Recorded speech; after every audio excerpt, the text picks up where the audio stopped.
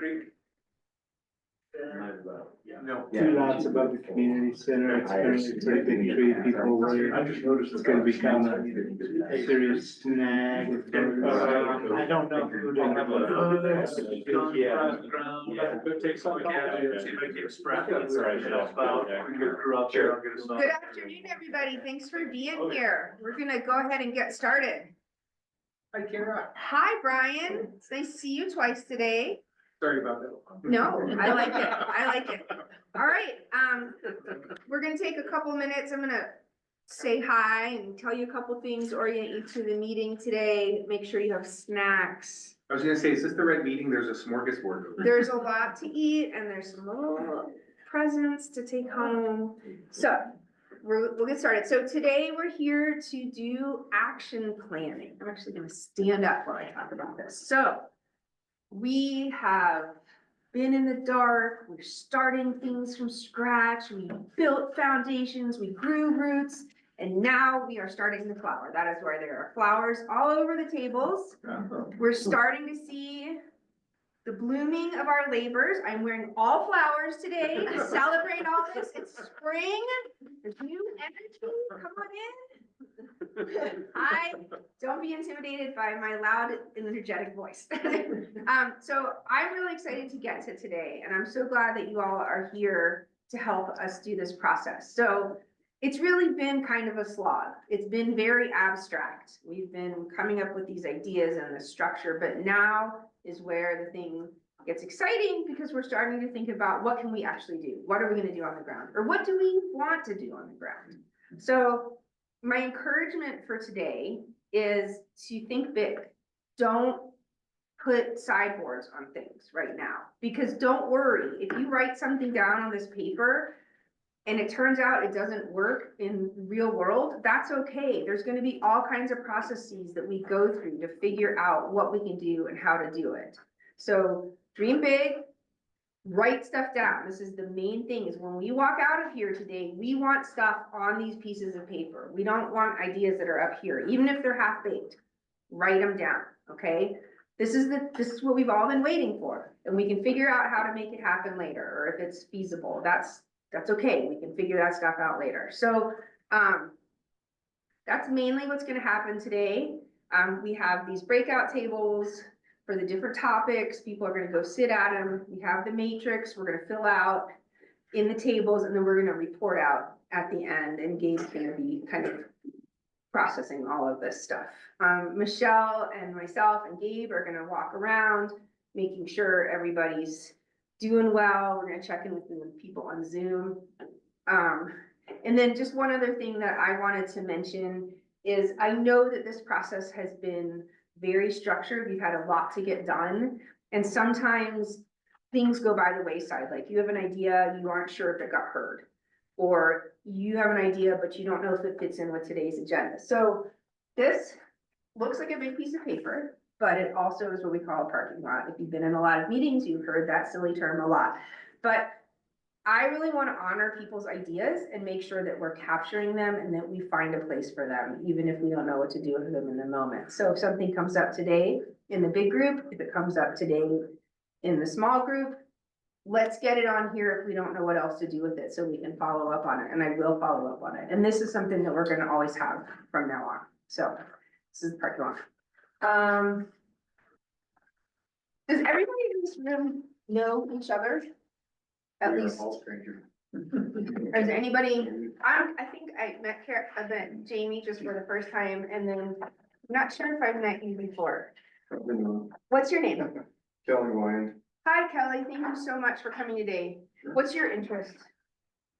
I'd say the conservation side. Conservation side. Great. Thank you. Well, there's a lot of different places where we can, I'll get that later, where we can make sure that conservation is a part of this. And that's the one last thing I wanted to say. If you think of it today in your work groups, if you see something that's very conservation focused, it may not be called out specifically that way, but go ahead and circle that strategy or that action plan so we can kind of track that throughout. Does anybody have any questions? We are bringing in the Zoomers, because I think Helen was gonna Zoom for sure. Yes. Got about 7 on. Yeah, we've got some Zoomers, and today we're not going to be having them on the screen. We're gonna have the Zoom people in one group, and they're gonna just kind of be one of the groups, and then we'll figure out how to have that report out at the end. We're definitely juggling a couple of different balls at the same time. Any other questions right now? No? Okay. Gabe, do you wanna add anything? Yes. It'll just be a 1 hour speech, please. No. Gosh, I wish I could. I really do. I always want to give a speech. I just want to give one, but I'm not going to. So the goals and strategies are just part of what we're aiming for the complete product of this plan. And I think I mentioned that before, but it's like, we've been working so hard on this. This is the guts. I mean, this is the most important part. This is the core of it, right? Because this is the strategic direction. It's a strategic plan. So we start here with this and that, and so we've got the core and we know the direction that this goes. And so there's gonna be some narrative around it. Like one of the things that the state guidance says is that we should put guiding principles in, which are just like these overall, like the overall approach. Like, so an example of that was like, one of the comments from last time was put a strategy in that's managed for stable wildlife population. And that's a tough one to put in the goals and strategies verbatim, because what are we applying it to? So it's gotta be about, if it's in this part of it, it's gotta be about something and leading toward some kind of action. But a statement like that would belong in the guiding principles. It's like, this is, we're overall trying to do this, balancing, and it gets to sort of the slogan of the Montelores Coalition and that sort of stuff. So I think there's that part of it where we like frame the overall plan with some narrative and then some some concise statements like guiding principles, those things that we can refer back to, and they're concise enough that people will kind of remember them. And then I think there's got to be an intro to each one of these topics. You got to write a little bit about, like, so topic 1, there's a lot about conservation in topic 1. So we can just write that in the intro to it. So we have like, there's just more, I just wanted to point that there's like more content, especially the generalized content that is kind of meta content to what we have here. So we started right into because that's what everybody was ready to do. It's like, let's get strategic, let's do this. So we went into it.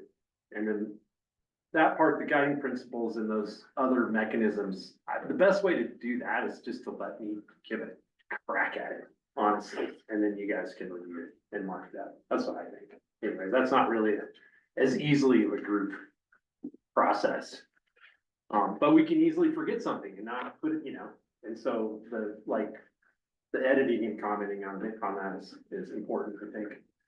And should I continue with instructions? Actually, let me jump in and then yes, after that, but I forgot to say a couple of things, and then yes, please, instructions. So based on what Gabe just said, like he said, what we're doing is part of it. There's gonna be like sort of the sandwich bread, on top of the sandwich, and I had proposed, some of you know this, some of you may have not seen this yet, proposed a end of May workshop for the roundtable to really look at the whole draft and dig through it, see what we missed before we take it out to the public. That was my bright idea. I don't know how bright of an idea it is, honestly. I don't want to ask you guys to do more than you are able to do. And so, I think we can either decide today, or I can send out a poll in the very near future deciding, do we really want to get together? I was imagining like a 4-hour workshop where we dig through it, I feed you lunch, or do we want to just get the draft once Gabe brings it together, give some comments just over Google, and then come back together, take the summer off for the roundtable and come back together in September after we've gotten all the public comment, and then really dig through that. So my sense is maybe we don't need to meet in May. I thought we did, but I know it's a lot for you guys. Anybody want to say anything about that, or should I just send that out over email and kind of see what people think. Brian? I would just say, when you've got us in the room and you've got the vibe going, capture us at the end of May while it's fresh, let's take care of this and not hang it out over the summer. Well, we have to, but the thing is, we have to come back after. Well, I get that, but I mean, to be able to kind of finalize and Oh. encapsulate it based on the momentum that's fresh. Okay, well, let's hear from, I And get that's just you. one point. That's one point. Let's hear from somebody that's on the roundtable and not the executive committee. Do you guys want to come back in May and do this? Can you come back in May and do this? Do you want to just look at it on your computer and give us comments until September?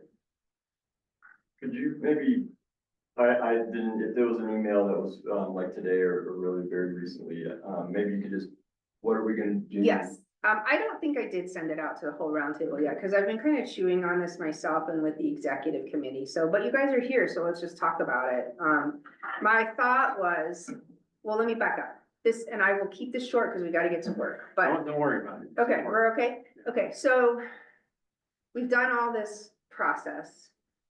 A big part of what's gonna make all of our work meaningful is when we share this with the counties, with the municipalities, with the tribe, and with the public, and say, what do you guys think? Do you like this? What did we miss? And get that comment, and then now weave that into our final, because the more we do that, the more we make sure we really are representing our communities and we're hearing all the voices. So this summer, the executive committee, we're gonna be going out and doing all that. We're gonna have public meetings. I think Gabe called it a road show, as a matter of fact. We're gonna be taking this draft on the road. And then in September, I'm gonna ask the whole roundtable to come back, and we're gonna take all those comments that everybody said, I love this, I hate this, where's this part? That's crazy. And we're gonna figure out what to do to make this a final, and then we're gonna have a final in the fall. And then we're done with this part, and then we're gonna go into action planning. So I know I need you guys in the fall, once we've talked about all this. But what I'm wondering is, before the roadshow, does the roundtable wanna get together for maybe like a longer meeting where we have a working lunch and we sit down and we go, okay, I see the whole picture now. I see all the topics and the goals and strategies. We have some action items, so I can imagine it on the ground. We have the sandwich bread pieces that Gabe's gonna put together. Maybe not by May, though. Maybe not by May, okay, or maybe just the placeholders for those. I don't wanna tax you too much, but anyway, to. Chat GPT, it'll. Yeah, just tell, that's okay, but my point is that it's more of the actual whole thing. And do we want to come together as a group before we take this on the road and go, how is it?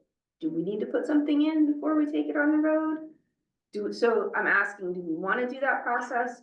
Do we wanna just kind of do it over email and then really get together and finalize things after we get public comment?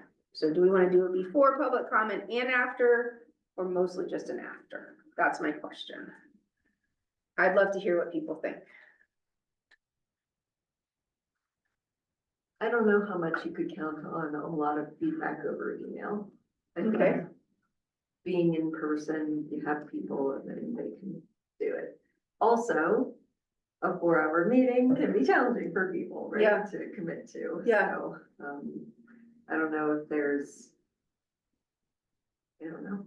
like a 2 to 3 hours, is there a possible way? Yeah, it doesn't have to be 4 hours.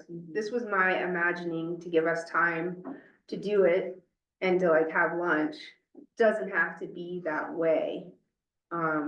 Anyone else? Thoughts? I agree. I think in person where it's fresh. Okay.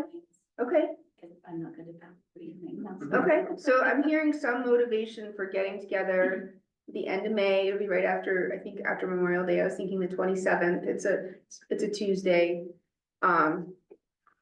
Do we want to like get together I can bring in lunch and we can do it a little earlier in the day? Or is it easier for people's schedules to just keep a 2 to 4?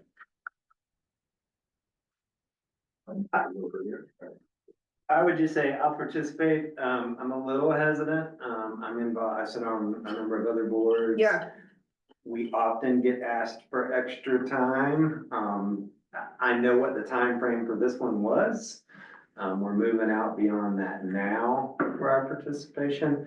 And I'm not opposed, to understand the momentum piece. I would love to see a great product, something that does benefit our region. But I'm just gonna speak up for time and people's efforts. Yeah, So I just like to be clear about what we're doing, and because now we're looking at another time in the fall, which I didn't really have in my head, in calendar and that sort of Yes. stuff. So I just want to put that out there, just about a respect for people's time and energy, that sort of thing. But I do see the piece that Brian mentioned about momentum. I'm willing to help. heard, for sure. I really was hesitant to suggest these other two workshops, but I was hesitant not to, because what I don't want to have happen is that we're not cohesive enough. And that we haven't gotten enough input from the public that we then consider, because after all this, like, I feel like we're kind of at the push at the end, and it is more than we thought. But what I don't want to have happen is this is a document that sits on a shelf. And to that point, I would say personally that the second meeting in the fall, after the public comment, is more important. Okay, I want to know what everyone else says okay, personally. We would have, Yeah, we would have something, a draft of some sort, the roundtable would have a draft of the strategy from you. Not complete yet, if I understood what you said earlier, but we would have time to digest it. Yeah, I'm gonna be, like, I don't know if we're gonna have much more than this in the action matrix, honestly, by May 27th. I really haven't. okay. I'm the same way, like, this time frame for me was here, and then it was time to start drafting the plan and all that kind of stuff. So, yeah, it won't be a complete plan in May. If that's the date, I don't know if that has to be the date. It doesn't have to be the date. This is kind of like, I put something out there to throw darts at. We can move it later, or we can not do it and just do it in the fall. Yeah, I mean, we could, like, it's gonna be in there somewhere, like, I'm not gonna drag it on forever, I just think that getting it enough time in advance for that May 27th meeting and have that be the full go over for the roundtable. This is more a check-in on what goes out to the public. I mean, that's honestly Yes. what this is. It's like, okay, guys, what do you think of what we're taking out to the public? Because whatever it is, I think that's what we can And that was kind of- guarantee that it is. That's where I was gonna go on this too, if I may, because we all serve so many audiences and so many benefactors. We're used to doing this kind of thing. I really love as an executive committee member to be able to say to my audience, don't just trust me and don't just hear what I say. Go talk to our roundtable partners, because they're the ones who built this. They're the ones who made it and who are going to make it work or not. So then I can farm them out to you for that second backup. If we haven't had that meeting, if we don't have cohesiveness on that approach, then that's not gonna work, and I'm still gonna send them to see you. So. You're perfect. You're perfect. But that's the thing, that gives us gravitas and it proves that we have teeth and that we included people properly, it's important shit. You know, part of the process, and I don't know if there are others on the roundtable similar to this, but I had a long conversation yesterday with a couple of our roundtable members who have not been here for quite some time. Part of that is they're just busy lives, and part of it is a little bit of an uncomfortableness about speaking up about their views. Anyway, but they have really important stuff to say. So I said, well, how about if nothing else, if two or three of us just sit down with you, we'll take you to lunch, buy you lunch or whatever, get you this material, you read through it and Yes. give us feedback. Yes, If you're uncomfortable being part of a group process, but have some really, really good stuff to contribute. And so part of our process may need to be that, looking if there's other folks like this, because I don't know that we'll get that in a group process, but it's really important.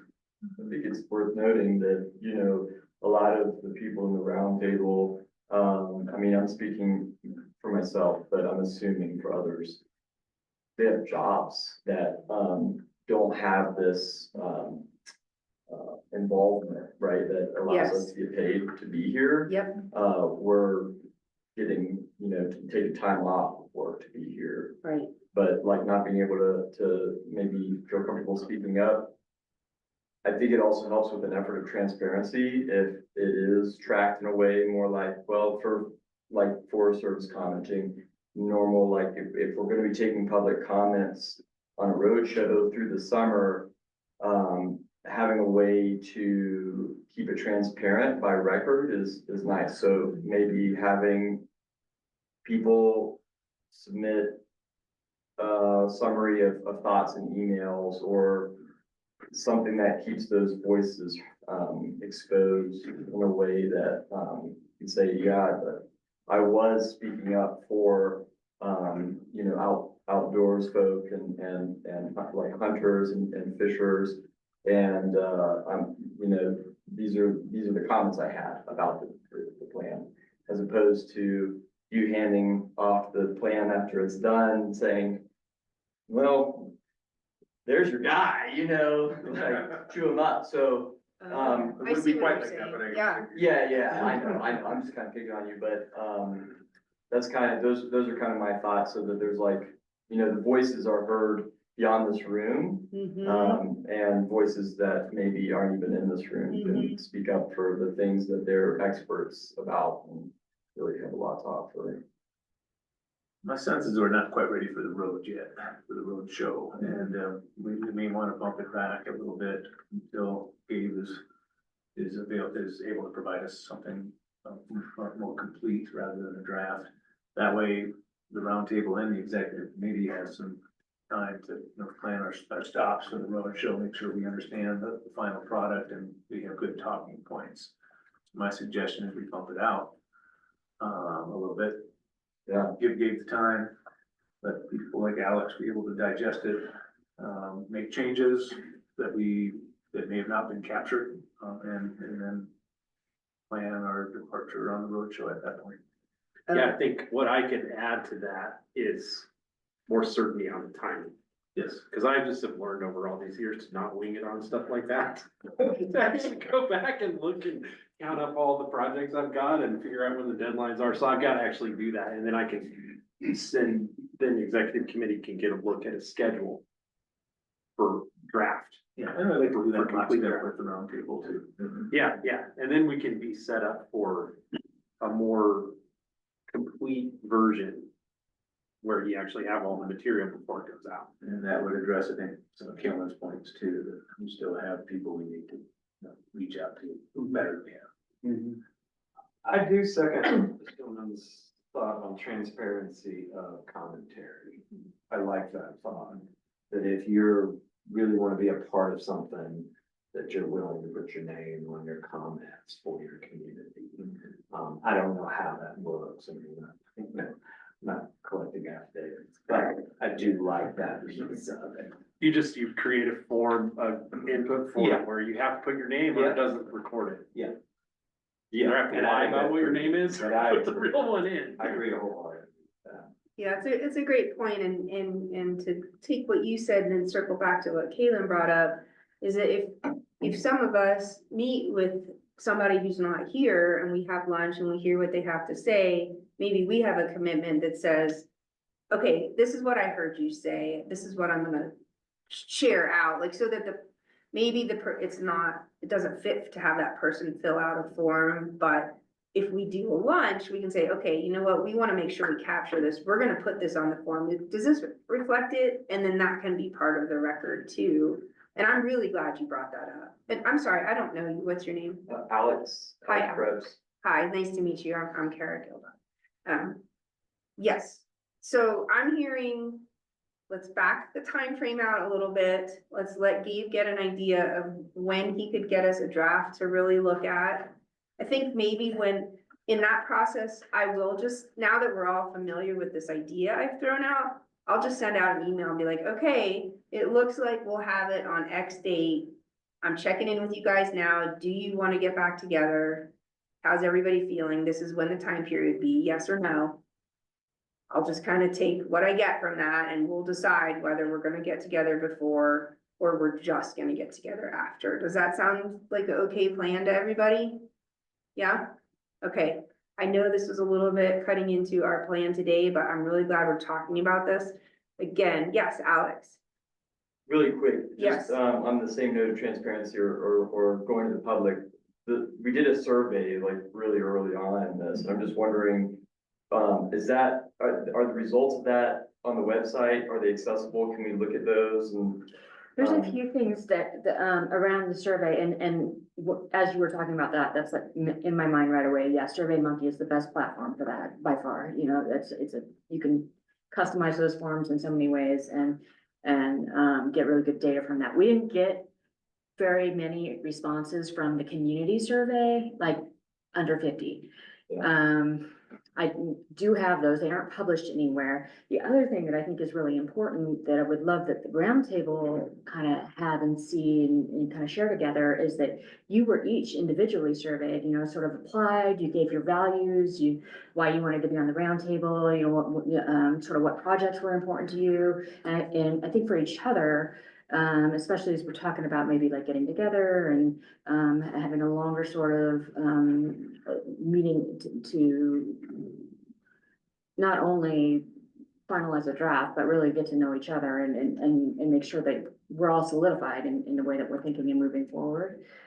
That's another really valuable document that is in a spreadsheet, everyone's answers, that I think would be great to be shareable amongst you all if you were comfortable doing so. Yeah, I think it'd be good. It feels like I work in planning too, and it feels like people don't really show up until you've already done all the work. And then it's like so much harder to change things that aren't more like just in the details. So it's nice if we could like, and it's tricky, like survey, that's the way it goes. I mean, but just so that like, if you're like going somewhere presenting and then it's like at the end where the documents more or less put together, you did all that work to put it together, and then people are showing up because they're triggered by one element of it or another. And it's like, wow, we did a lot of work and now we're getting this feedback, like that's great. So I think having more time does make more sense if we have that time available. We do have that time available. We're doing really well. You guys have worked super hard and with our grant timeline, we are fine. And this is the conversation that I want to be having and getting this input and then getting us really on the right path and on the right timeline. So yeah, like let's pull back just a little bit, get something a little more complete, make sure we're getting those voices. We've totally got time to do that. Yeah, I was just Brian. saying, my concern, my bedrock foundational concern is that we have a consistency and an understanding of our messaging before we leave the room at whatever point that is. So that once we're out in the public, our message is solid and consistent. There's no space for people to get in between us with regard to the message that we're sharing. That would be the concern, and that's why I've shared it that way. But Thank you. James and I know about that from previous experience. That's really helpful. And I'm already failing at writing it in the parking lot, but I am actually writing it on here. So I really am hearing what you guys are saying. Sometimes facilitating is hard to do two things at once, but I'm listening and it's being recorded and notes. Did you have Okay. something? Good, Yeah. let's go for it. Okay. We got a plan? Everybody's good with that? Okay, now we gotta do work. Oh, man. This is gonna Meeting's be over. It's gonna be hard. So we've got, these matrices out there on the tables there are 4 tables, one for each topic. To start off with, I'm gonna suggest that we just self-select on which table, which topic you wanna go toward. And that'll be like, you know, this is sort of altruistic in that you might be interested in 2 topics, but we've gotta like go through this exercise, and that's what it is, right? This is an exercise to try to get some content on action planning. This thing is a constant work in progress until we're done with it. Most people don't read the action plan, except for the people that are gonna be implementing this thing, right? So we could kind of like keep it, you know, we could keep it separate. We could include it or not include it, depending on where we're at with the next draft and how we do. So the message of all that is don't be too fussy. about it. Like, just get the ideas down and they're, organized by the topics, which you should be familiar with, but, you can flip through real quick if you're trying to figure out which topic, because, topic one is outdoor recreation use and impacts. It's got a lot of the conservation type strategies and stewardship type strategies in it. And so you can kind of refresh yourself on that, but the idea behind this, the way this is set up is that you've got on top here, you've got the topic and the goal, and then there's a block for each strategy. And the idea is where you want to dive in and create specifics on how we implement those strategies. You start to write little bullets under there. And then these headers are team/partners. So who's going to help with this thing? Funding, if you have any idea. Prioritization 1 through 3, right? So priority 1 is, the way I want to think about prioritization is that it's actually in order of operations to some degree. Like, what can we start with? And then what are and those tend to be the least expensive, least complicated ones, but hey, maybe not. Maybe there's stuff, I don't want to constrain it on that, because there might be stuff where there's funding kind of ready or, but in any case, that's what that is. And then location. So you might have you might have one of these strategies that only applies to Canada and nowhere else, but it may be general. So if there's not a specific location and you don't fill out location, I'm gonna assume it's gonna be Montelores wide that we're talking about. So action steps are just the steps of how are we gonna go about this. I think the most important position at your table when you get there is the recorder. Somebody's got to write this stuff down, or we have just wasted our time today. So that is a very important part of it, is to actually, as a group, to try to listen and slow it down enough so that the important points get written down. Now, when you get to your table, I'm going to kind of leave it to you all. Which table do you want to go to? We'll adapt from there. If we need to take one of these tables down a different track in the community, we'll do that. We'll figure it out. If there's just 1 or 2 missing, and I might ask some people to move, I don't know. But in any case, once you're at the table, you can decide where you want to focus within your topic area as a group, right? And so there are also some sticky notes at the table there. And so if you're having an idea and you just don't want to forget it, just jot it down. Even if you don't know where it belongs, you can like bring it to us at the end and say, I don't know where the heck this idea belongs, but here it is. I couldn't fit it on the matrix. They wouldn't let me put it on there, whatever it is. So with that, go for a topic table or any questions, first of all. Thank you. How are we gonna handle the online? The online, well, I think you're gonna facilitate one group Yeah. out of that, I right? will facilitate the Zoom group. As a unit, not as a breakout group. Yeah, I'll Okay. just, whoever's on Zoom, I'm gonna try my best to work with you all and I'll facilitate that. Yeah. Okay, cool. But make sure you get snacks and make sure you take at least 1 plant when you leave. This is for you guys, for all your hard work, so. They're so beautiful. How long do we have? Gabe, what time do you want everyone to come back together? We'll see how we're doing, but I think we're only gonna need probably 10-15 minutes to wrap up. Okay, We're gonna play it so by ear. maybe around 3:45-ish. We're gonna play it by ear, It's like 3:30. pretty much. Okay, we've got about an hour. Yeah. So go ahead and pick a table. I know this is a little funny, but when it's not, it seems so funny. A little weird. Yeah. Planning is always a little strange. Everything. Always a little Yes. strange. Let's do it, yeah, I'll bring her.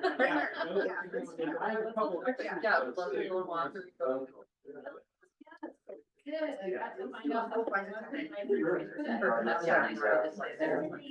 I'm pretty sure it's long gone next week.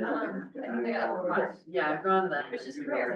When we do remember. No, they actually. Okay, Let's do it. Okay, That's good, good. No, you're doing a great job. I think I think one of them came over here. But the where I met them was, okay. And so, Can you unmute and talk to me? It might take you off the hours. Yeah, Kara, I wonder if you should put us in a I'm breakout gonna room take you just, off the hours because I cannot hear you. yeah. Hopefully this works. Hey, Kara, can you hear me? Oh, no. What's just happened? Can you hear me? Okay, I can hear somebody. Good. Okay. I actually wonder if you should put us in a breakout room, just that way nobody else can hear us and we can hear each other without the Good. background. Everybody's on the other end of the room and I unplugged the Oh, out. okay. So I Okay. think this So is a we're, good way to do it. And we might have to figure this process out a little bit, but I know we can do it. So I see David's here, Helen's here, Jim. And I see somebody else that's on a phone and I don't know who that is. Hey, Kara, this is Mike White from Great Outdoors, Colorado. Oh, good. I'm glad you're here. Great. Excellent. Okay. So so can everybody just, hi, it's right there. Yes. And yes, all of that. Yes. So, Kara, you have a lot going on over there and walking do. around to do. If you want to share a Google Doc with one of us, we could share our screens and just talk amongst ourselves and do one of the. Oh, I love that. Yes. Just give us a topic, I suppose, unless So David or let's see, Jim we or. have economic development, we have conservation. We have conservation and then Jim, I'm not sure what your interests are. I'm sorry, I haven't met you before. What are your, what's your Trails focus? Alliance, so trails, development, trails, yeah, just outreach to the community and building trails and working with the Forest Service. Gotcha. Okay, I wonder whether maybe you guys should start with topic one and then choose, once I get this document up, choose which strategies you want to work on in there. I'm gonna work on sharing this document, so hang tight. Oh, it looks like David has a document. Okay, Yeah, I have a document that I can share in the okay, chat. that would be if you want. great. Yes, Cool. please. I'm new. I'm new with the Mac, and so I'm just trying to figure everything out. I'm just gonna hang out here and make sure this all works, and then I'll let you guys do your work, and I'll come back and check on you. And maybe it would work for me to mute myself so it's not as loud. Yeah, So, that works. okay. All right. And Yeah, go David, ahead and share that. Is that document shared? I don't see it. yeah. Says, we need access. Oh, you Yeah, need David. access to it? Okay, let me Yeah. see. We just requested access, or I requested access on my personal since I'm gonna keep my camera off, guys, because I am not feeling great today. So Bear with me just a minute. I will figure this out. I don't know how to do this. Let me grab Michelle real quick and then I can get you guys started. I'm so sorry that this is a little bumpy. I'll be right back. No worries. Yeah, I don't think I can grant access to it because it was shared with me. that makes sense. Well, David, do you mind taking notes? If you just share your screen, we can. Can you help them share? Definitely, yeah. Get access to share a document and they're just gonna work amongst them. Yeah. 1 second. Who wants to share? I think David's gonna share. I can share. Yeah. He's got the document. Give me 1 second and I will make you.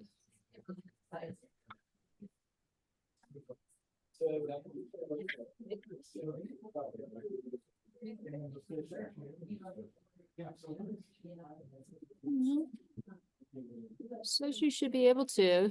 Did you try? I'm trying right now. Give me 1 sec. Oh.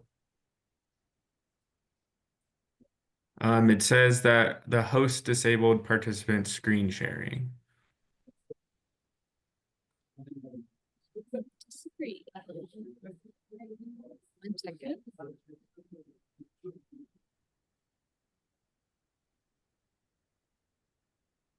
Can we make him a host, maybe?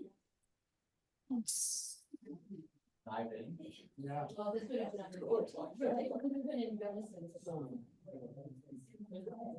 let's see. No one said it. Okay.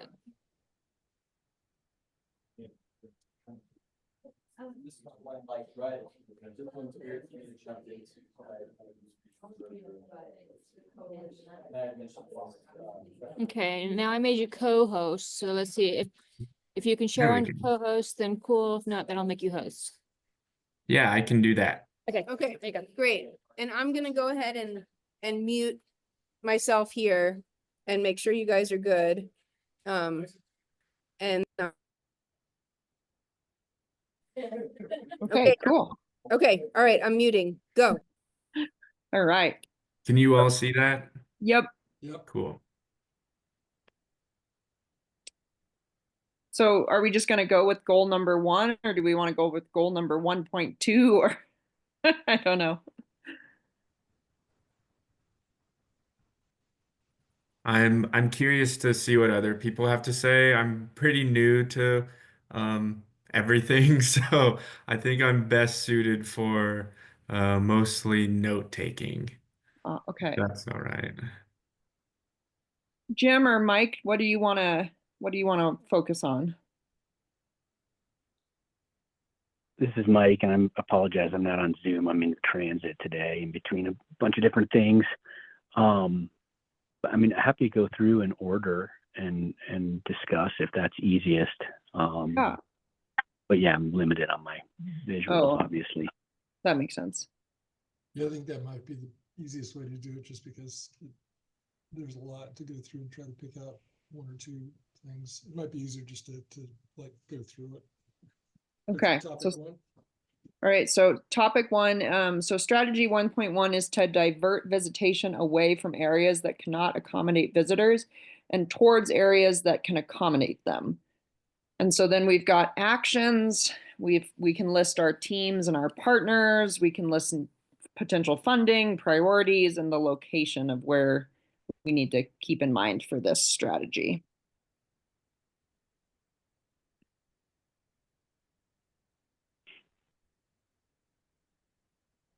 I mean, are there hot spots right now that folks feel are overcrowded or adversely impacting wildlife or resources that do we need to get to that level of specifics? I don't know of any. There's certainly a place we could list those potential locations but I don't know of any currently in Montezuma County, but. So maybe one action would be identify areas that this applies to. That's true.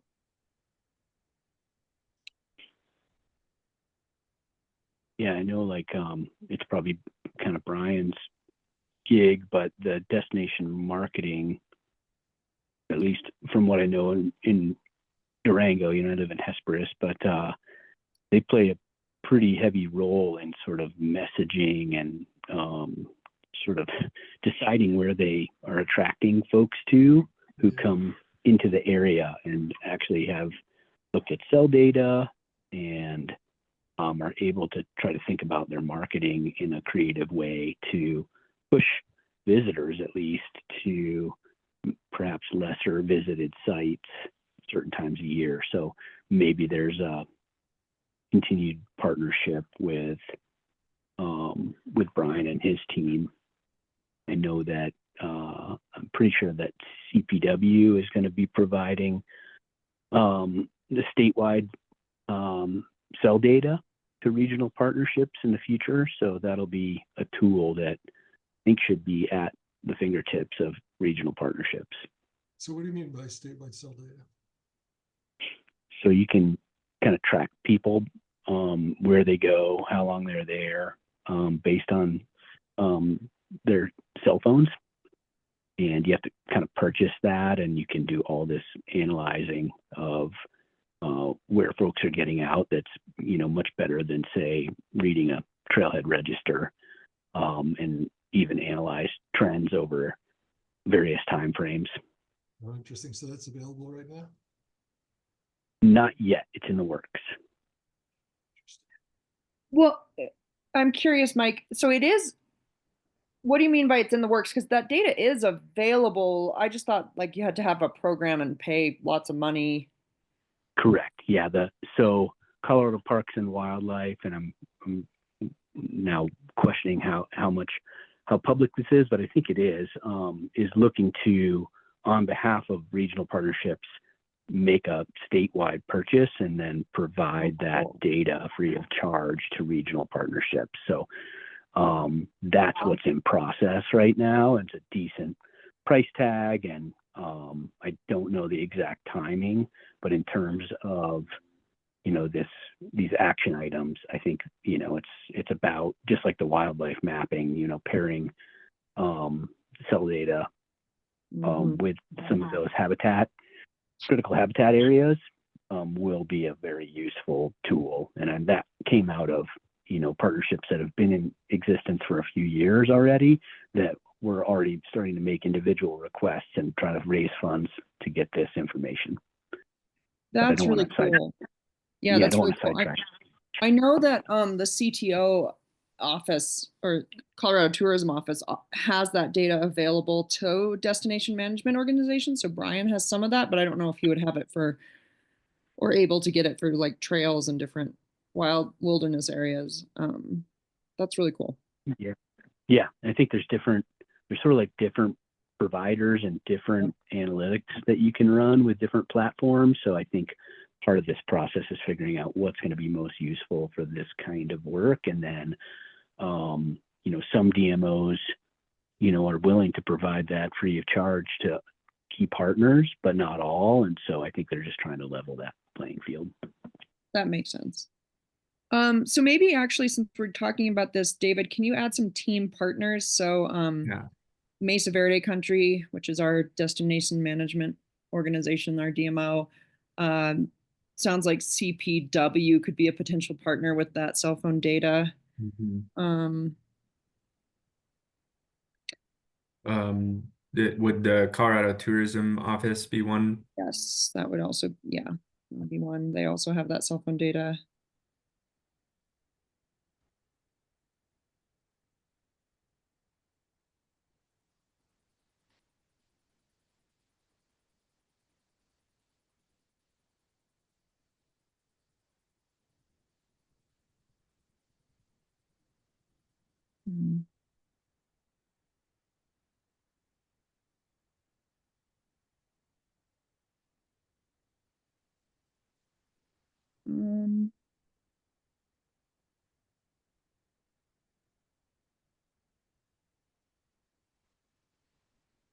I guess I'm not sure.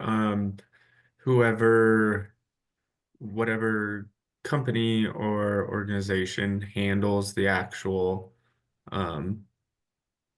like cell data, like capturing that cell data. I'm not sure what that company or organization would be, but there's a bunch of different ones. I'm curious which one CPW is working with. There's Placer AI, there's all sorts, GIS system, I don't know. Which one are you guys working with, CPW, with Mike? I don't have that answer at the tip of my fingers. It's possible that it's actually in the midst of some kind of bidding process, or looking at different costs at the moment, as a part of this like kind of acquisition of the data, you know. So I may be a little bit ahead of things and kind of announcing that, but I think in the near 6 months to the next year, it'll be available. We'll keep it quiet.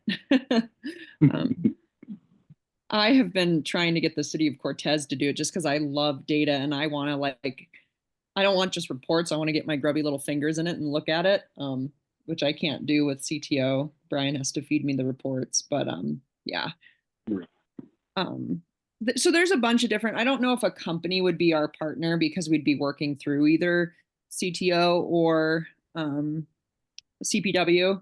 So, and they'd have the relationship with that contractor. It's a lot of money and yeah, census data and stuff. I'm But just I think checking like in on you another guys. short, Is everything going okay? Do you need anything from me? We're good. Okay, and I see that you have action items written down, so you get an A. I wish you were here so I could give you flowers and Hershey kisses, but I'm sending them over the airwaves. I'll let you keep working. Thank you.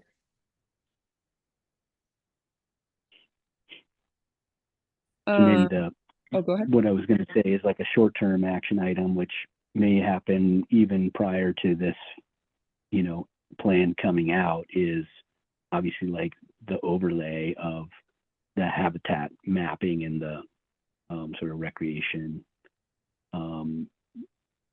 presence or use data. But, you know, may not be worth highlighting that if we think it'll be done before the public sees this, you know? Well, let's put it down anyways. Just maybe add a note that might be happening faster than the report. The cell data. Yeah, overlay cell data with the CPW's wildlife habitat mapping. Yeah.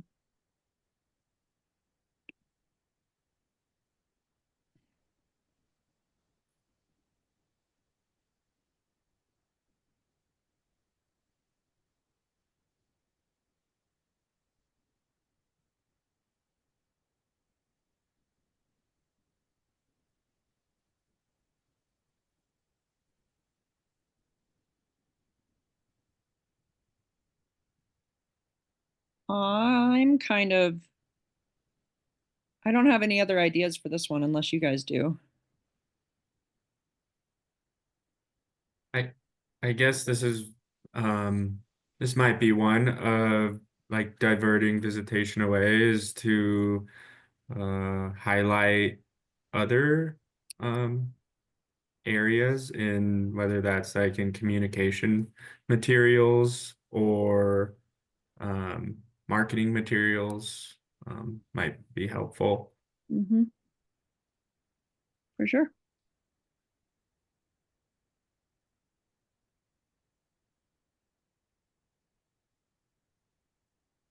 The only other thing that I think would tie into this that's coming up for me is, you know, is there any, like, how would you state it? Assess the need for capacity for enforcing wildlife closures.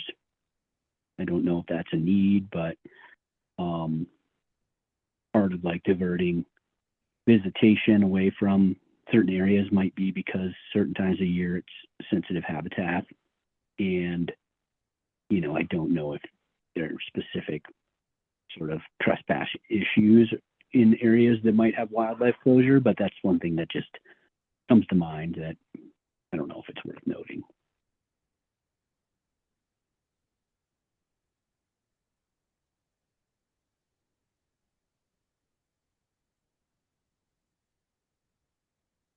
I think some of this is about protecting wildlife. Some of it is about trying to maintain a level of activity, visitation that doesn't impact people's need to get away and have some time by themselves. So it's kind of Yeah.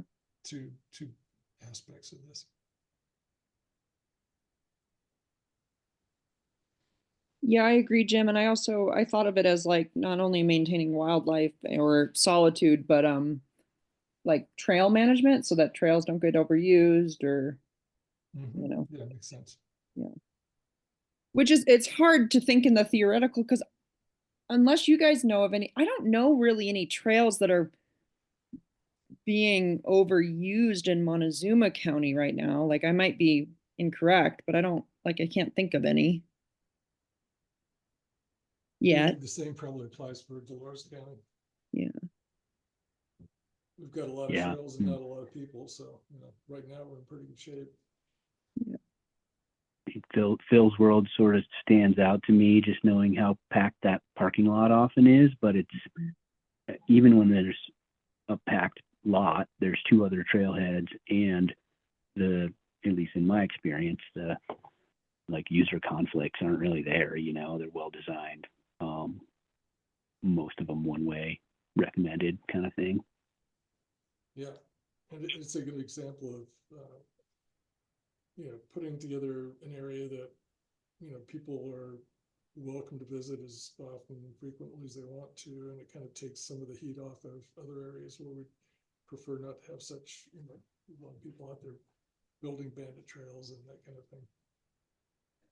If you can go to Phil's World and ride and not have to build a trail, then, you know, it's a good thing. Yeah.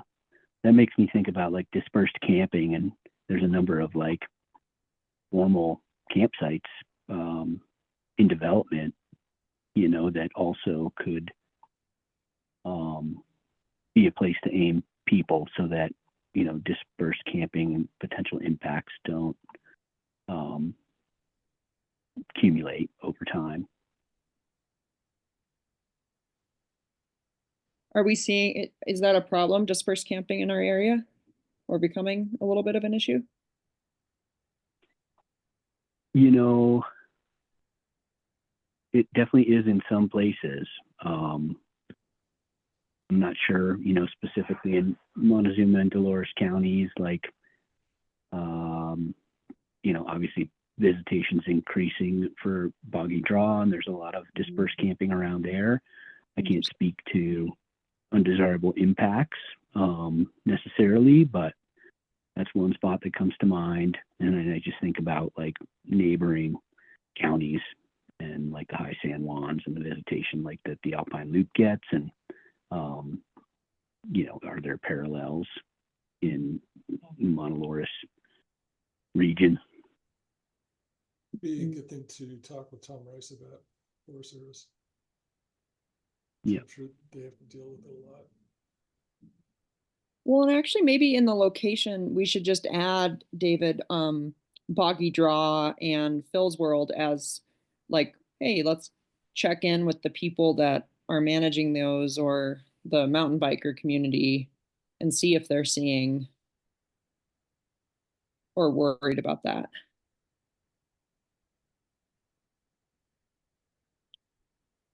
Yeah, I've definitely seen the it's interesting about Boggy Draw. I think it's funny as a like a local that doesn't need to camp. I just go up there and mountain bike and then I come home. You know, I've seen the dispersed camping like in Silverton just completely wreck lovely meadows and sites that you know are not built for dispersed camping. And I hate to see that here, but so. Well, and maybe an action is as advocates, as community members, to encourage the development of formal campsites. I don't know how we do that, but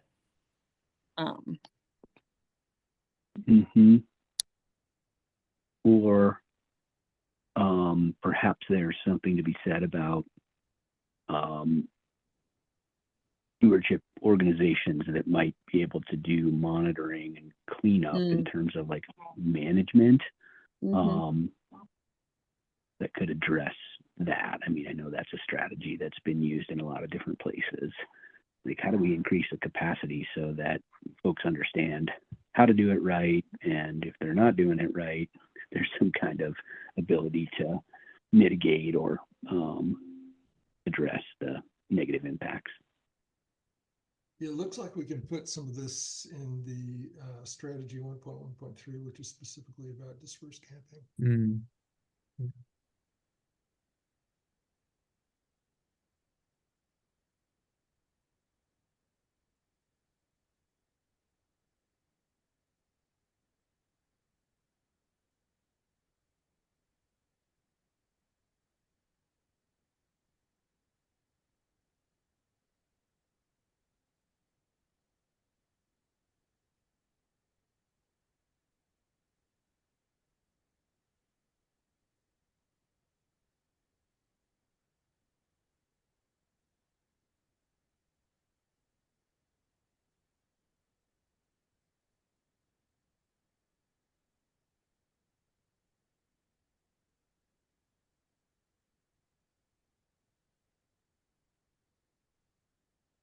should we move on to the Sure. next item? Sure. Are we there?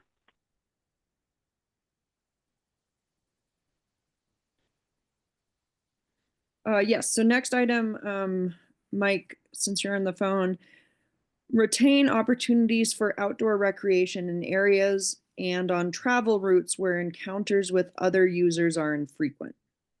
So some actions can be the same as before. Community organizations that address management of sites, check in with communities to receive feedback, encourage development of formal campsites.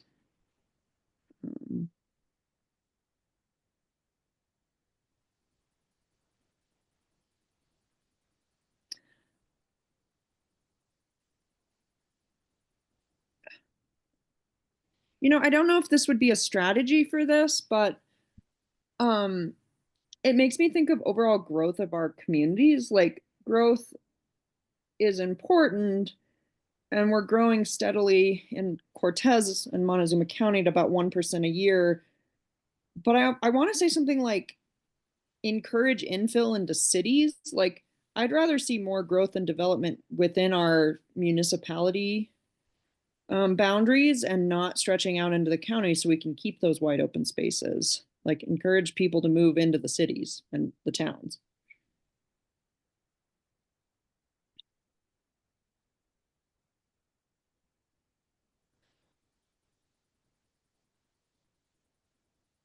Yeah. I've thought about the potential role that like real estate agents could play in that, but that's maybe a little outside the box. No, but outside the box is how we, you know, that's good. Can we add to the team's partner, real estate agents? Yeah.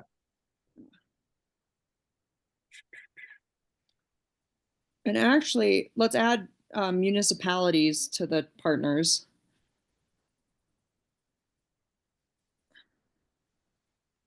And the counties.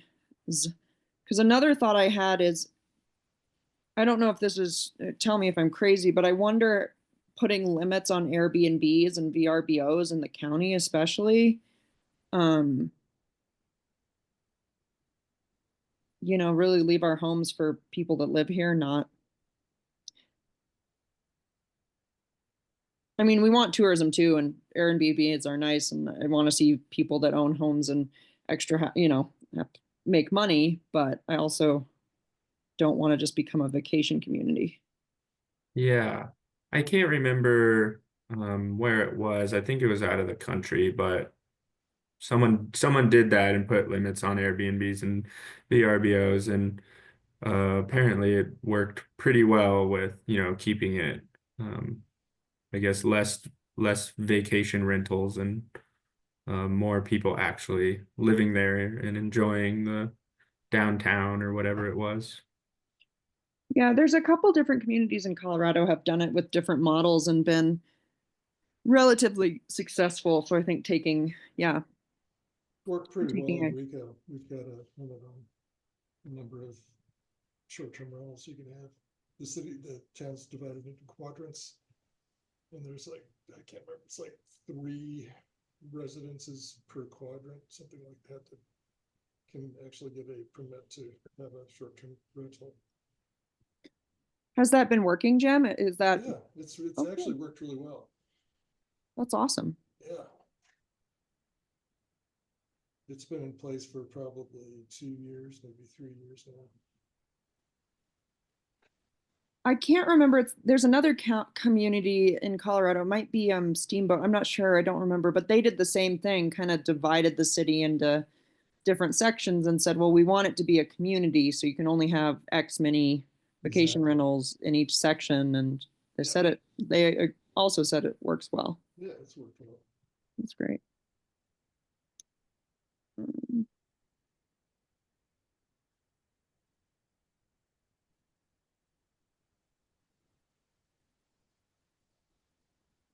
You know, and I think we should also add Mesa Verde Country to our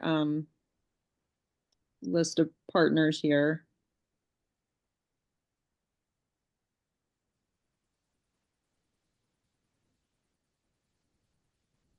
Yeah, I find that the strategy is worded kind of funny. It's a little bit hard to understand exactly what it's getting at, but retain opportunities for outdoor recreation in areas and on travel routes where encounters with other users are infrequent.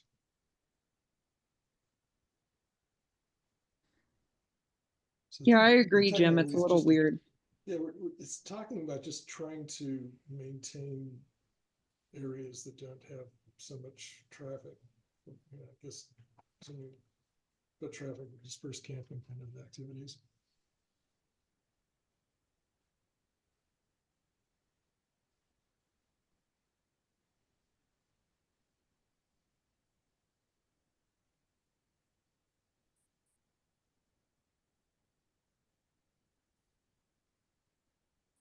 I don't know how you retain opportunities for Yeah. places where you don't have many people. But yeah, let's move on. Yeah, okay. Unless Dave, Mike, you have any other thoughts? Sorry, Jim. I'm having a little trouble hearing you. I think it might be a problem on my end. Um, I can but turn if my mic up a little bit. That help? Does that help any? A Little bit. little bit? Okay. What issue is that? So are we moving on to 1.13? Let's do. All right. Okay. So this one for our driver on the road is maintain opportunities for high quality dispersed camping. Mhm. Yeah, I think we already hit on this when we were talking about the first one. Mhm. I'm just gonna copy and paste all of those ones down here. Mhm.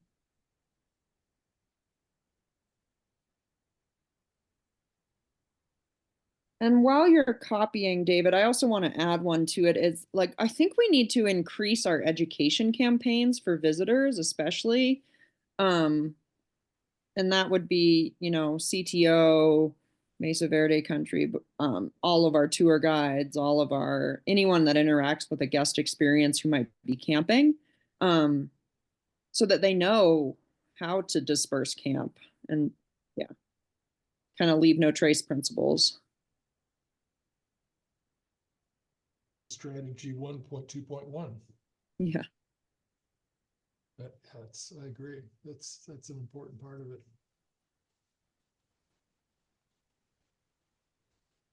And I suppose for our locals too, across the board, but you hope that education campaigns hit everybody.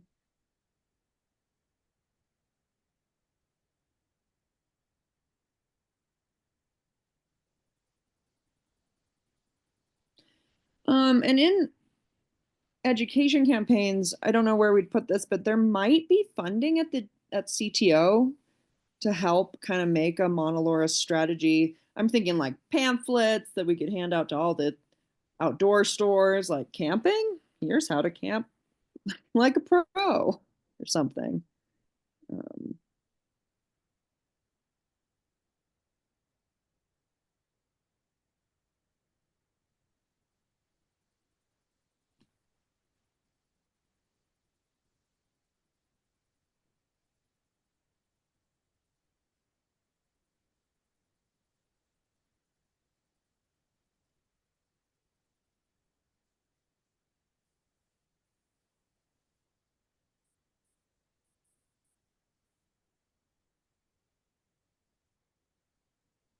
Any locations that may come to mind, people who are in those areas? Guess we could add Boggy Draw again. That's what Mike mentioned.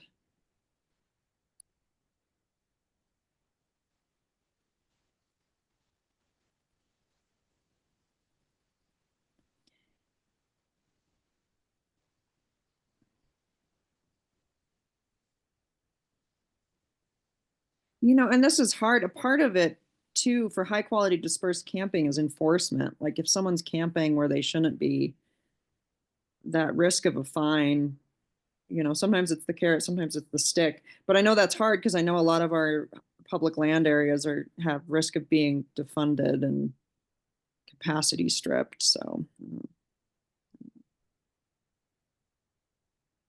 Yeah, tough time to ask for that, at least from agencies. For sure, for sure. So I want to respect that, but I do think we should add it as an idea.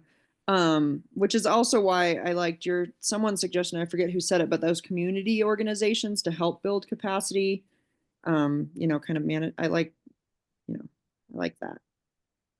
Mm-hmm. Yeah, Mancus Trails Group, maybe. Well, and I wonder too if there's out of the box, like, can we empower our just locals to be like, hey, are you guys camping here? Did you know that, just like walking up to I know that that's not like done in American society very much anymore, but I wish we could, hey, there's a campsite just down the road a little bit further, and then you won't hurt the plants or what, not, yeah. That might be too much to ask.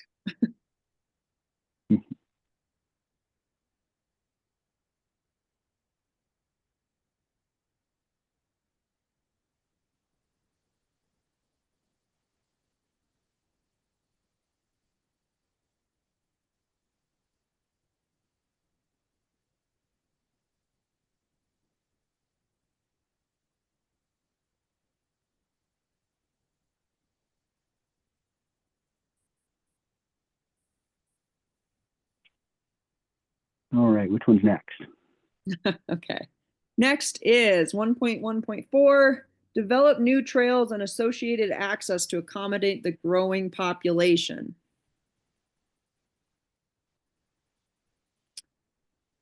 Actions. Yeah, figure out what's in the pipeline for the agencies. Yep. I mean, Phil's World is a direct response to that's been developing out over the last handful of years, so it's a great example. But there's probably additional on public lands. There's probably additional, aqueduct, right? That's another one. So. Yeah, I was gonna say just like that collaboration of like how can we connect with agencies and make sure that we're collaborating across agencies. I think part of it's working with the local trails organizations that have, a pretty good handle on what people are looking for, where they want to put new trails in, and coordinate that activity with Forest Service. But that's kind of the current process is.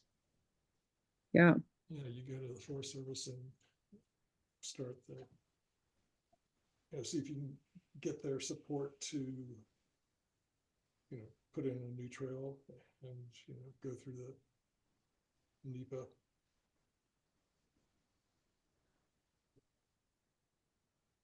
Would it, really and you guys work, go ahead.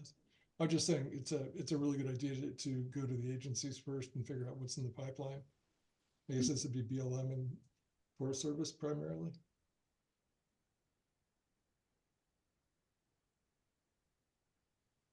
I think so. So maybe after figuring out what's in the pipeline, I don't know, maybe an indented bullet of like, not only what's in the pipeline, but the timeline for it. Like, is there a trail being built imminently? Is there one that's a dream? Is there one that's? Yeah.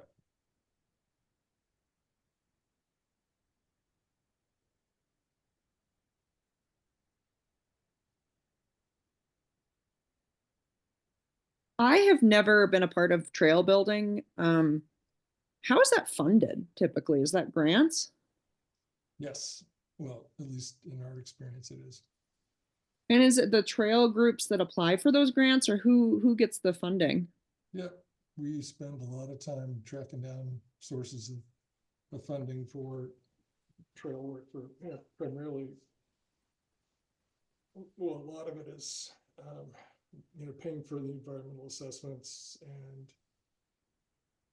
all the things that have to go into the cultural assessments, everything that goes into getting either a categorical exclusion or a full-blown NEPA. It's very expensive. That But makes sense. luckily, there are quite a few organizations that support this kind of activity. So it's just a patchwork of going to as many different organizations as you can to find the money that you need. Is there any no, I'm thinking because I'm city government, right? So would like letters of recommendation, or is there anything like local governments or other organizations could do to help secure that grant funding without, I don't know, being a partner on the grant, I guess? Sure, absolutely. Letters of support are always needed. We're always looking for those. And the county commissioners, planning commission, also are involved in some of these. Like, we're working on the pedestrian bridge right now to go across the Dolores River, and it involves going through the Dolores County Planning Commission. We've kind of made it through that step, and the next step is the Board of County Commissioners. So I was thinking like maybe a low hanging fruit is like developing, and this would be super low hanging, but developing like just a basic um like letter of support that we could send to trail groups to supply to municipalities, or some, just super simple. Here's a basic letter from the city of Cortez. You can use it every single time, swap out the grant names, swap out some specifics, to try to build capacity on that end. Another thought would be like maybe identifying partners within each organization to like help take, I mean, we're in a small community, but to help take those through, like you already probably have whoever you're working with to get through the Dolores county commissioners and different things. But, if you're doing something in the Montezuma, who could be that collaboration? Who could be, and that would change with time, I suppose. But I don't know if that would be helpful to kind of have those partnerships, build those partnerships. Yeah, I think it'd be good to have kind of an outline of, if you want to do this, here's where you need to start, and here's who you need to be in contact with at the county and the city level if it involves something in the city. Yeah. It's kind of that institutional knowledge that probably people who've gone through it before already have. Exactly. Yeah. Yeah. A lot of this is developing that institutional knowledge and what the process really involves and who you have to go to for what kinds of permissions and that kind of thing. Yeah. So yeah, I'd definitely add a bullet here. Work with local trails organizations to understand what trails are either in planning stages or hope to happen in the future.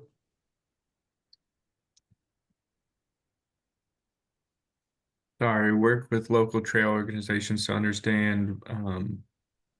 What trails are in the planning stages? Because typically what will happen is you'll have demand for a particular connector, and you've got to get the organization behind that and get enough support within the organization before you go to the Forest Service. So there will be trails that nobody's spoken with BLM or the Forest Service about, but they're in kind of the early planning stages in the trails organizations.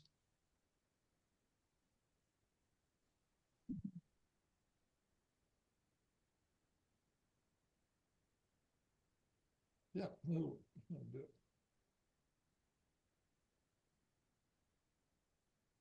Like, we really want to make a connecting trail from Rico north to Lizard and Pass. And it's one of these things that is going to be a 15 to 20 year project for sure. And it's not, there's no formal collaboration with anybody on this at this point. It's just kind of a dream. That would be really cool. But yeah, I can see where that's a huge project.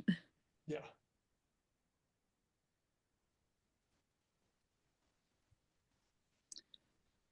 But we did just get a categorical exclusion for extending the Rio Grande Southern Trail north to the town of Rico. So that's, we're making progress, but it's slow. Boy.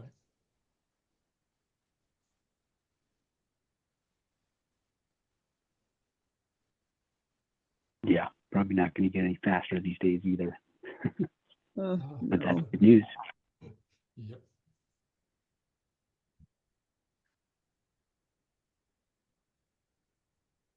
This is another one where I wonder, and there's so many different things that like taxes could go to, but is this one of those that we could request an increase on lodger's tax or something to go specifically for trail and whatever maintenance?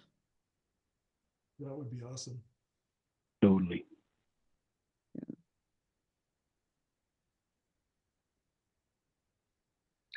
Hard part is convincing other people that I'm generally for taxes that give to a public good, but I know a lot of people that aren't.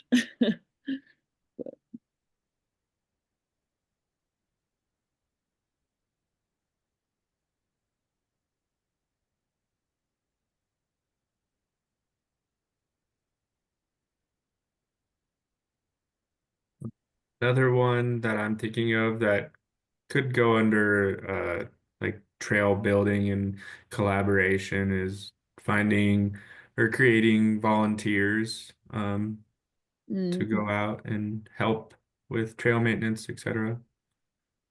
Mhm.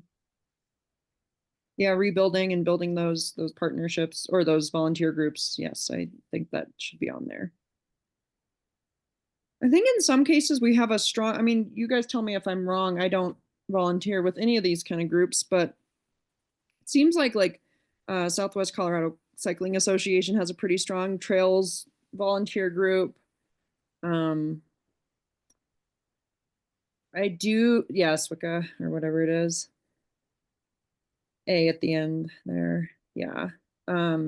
Hi y'all, I'm just checking in and letting you know we're gonna probably come back into the big group around 3:30. Okay. Do you have any questions for me right now? I don't think so. Okay, great. I'll check in with you in a little bit and then we'll put you back on the owl, I think. Okay. Okay, thanks. Yeah, so and the Mancos Trails group, Jim, they do a lot of work on in the Mancos area, right? Yep. They have a volunteer. Absolutely. Mancos Trails. I put RTA there, Rico Trails Alliance. Oh, right. Rico Trails Alliance. Yep. I wish, one thing that Cortez, well, no, okay. I feel like there used to be a pretty strong volunteer association for Hawkins Preserve and some of the trails down there that has just fallen apart during COVID. So I'd like to see that rebuilt. Because that area needs some help sometimes.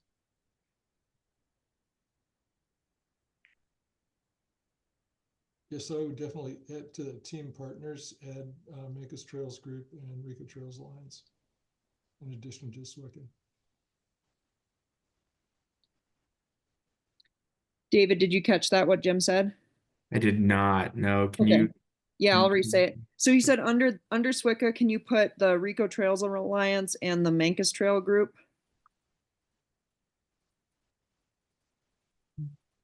Is that what it's called? is that Mancos? the correct spelling? Yes, M-A-N. MANCOS. C-O, yeah, C-O-S, Mancos, Monocos. Oh, okay. Yeah, so mono actually in Spanish it means like disabled hand. So. Oh, interesting. And it's Mancos Trails Group. Group, yep, group at the end. Great. Yeah, and I think San Juan Mountains Association does some stewardship, public education as well. Places like Chicken Creek, Boggy Draw, maybe Lizard Head. So yeah, San Juan Mountain Association, SJMA. Yeah, those are. Yep.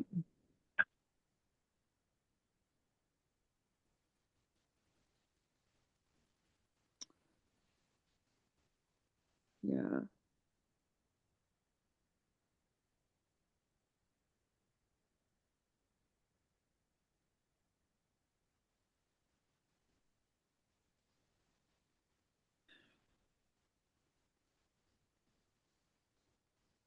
All this talk of trails makes me excited to go hiking again. It's almost the season to be out in the mountains. Or I guess it is the season. Go before the fires come, right?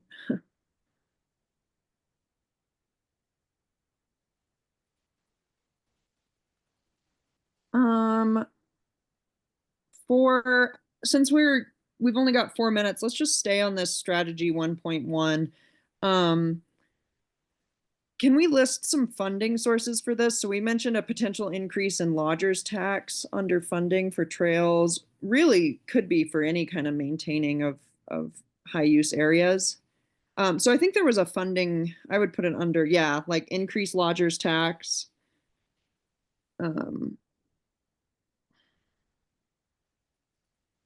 So there currently is a lodger's tax in Dolores County, correct?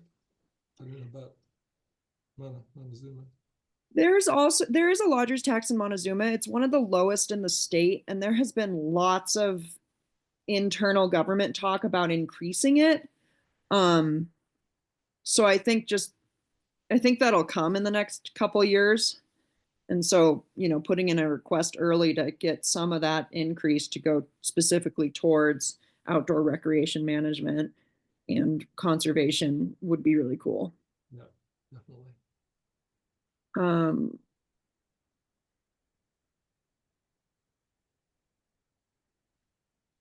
Are there any other reliable funding sources for or grants for trail management that we should put down? Yeah, I mean, That's what you mean by reliable. Yeah, I guess. There's some that are very competitive. Well, let's put some of them down.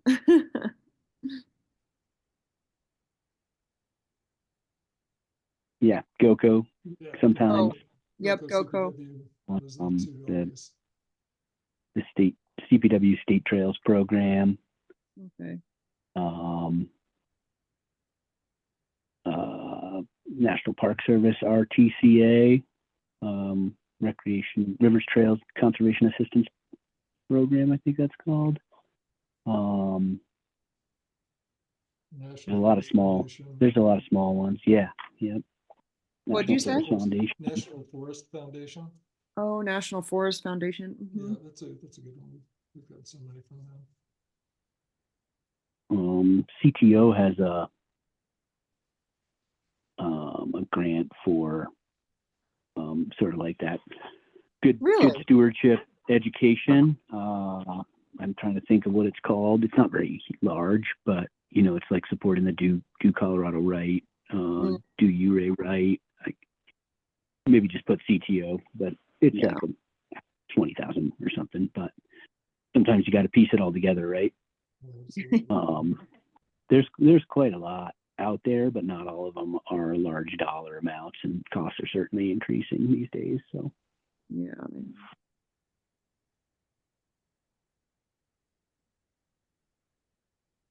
Cool. I don't think we probably have enough time to do another one since they're going to bring us back here in a minute.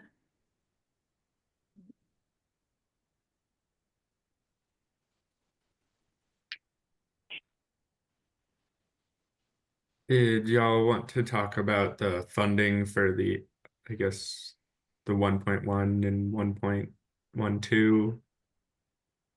Sure. I don't know. And I'm city government, so I don't know as much, but do we have like camping funding, like to divert visitors from different areas or to disperse camping opportunities? You guys, we're just about ready to come back together. So just be thinking about who's going to report out for you. Okay. Okay. Well, I guess we can talk about that. Who wants to report out? You are doing a great job, Helen. Okay. I think that as well. I'll report out. David, you have to keep your screen up. Gotcha, I will. Or I'll lose it.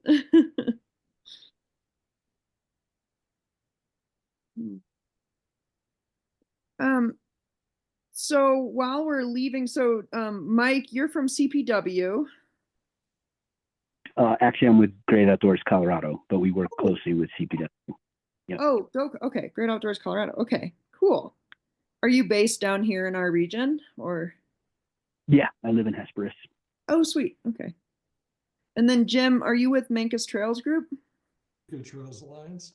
Oh, make Rico Trails Alliance. Very cool. Rico Trails, yeah. Rico Trails. So are you up in Rico then?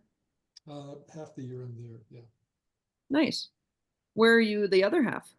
Tucson, Oh, lovely. yeah, but getting ready to head back north. It's getting kind of hot down here. Yeah, I bet. It's hot up here and it's Colorado. And then David, I'm gonna totally forget what DNR means. So it's Department of Natural Resources. Duh. I Yep. work with the Regional Partnerships Initiative, as a program associate there. Cool. Yeah. And I where are you based? I'm in Denver. I'm filling in for Tori Minot. Oh He yeah, is based in Grand Junction. that's right. Very cool. Yeah.